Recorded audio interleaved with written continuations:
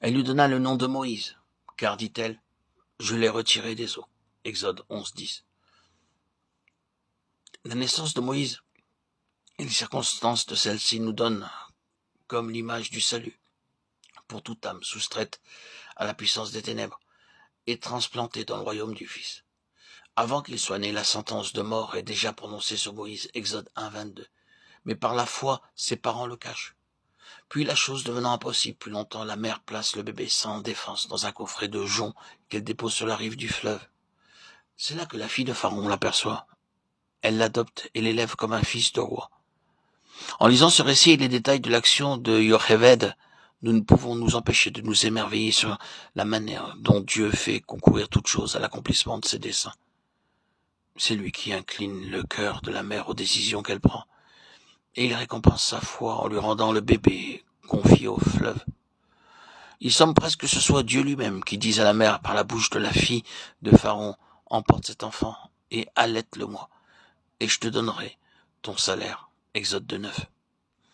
Ce fait nous rappelle l'action d'Abraham qui, de ses propres mains, étendit son enfant sur l'autel, dans l'assurance que Dieu pouvait le ressusciter des morts. Aussi le recouvra-t-il par une espèce de résurrection.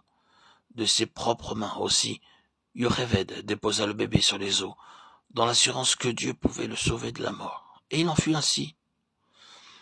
N'avons-nous pas, dans ce fait, comme préfiguré, l'histoire merveilleuse de la rédemption? La sentence de mort était passée sur nous tous. Mais Jésus a goûté la mort à notre place. Et il est devenu l'arche où se trouve, en sécurité, il est racheté. Nous sommes plantés en lui, sur la croix, et en lui, comme Moïse, nous sommes sauvés des eaux, de la destruction pour vivre d'une vie nouvelle, ayant reçu l'esprit d'adoption par lequel nous devenons fils et filles du Tout-Puissant. Lorsque répondant à ses accusateurs, Étienne évoque devant eux la figure de Moïse parmi plusieurs autres. Il dit Moïse était beau aux yeux de Dieu. Acte 7:20.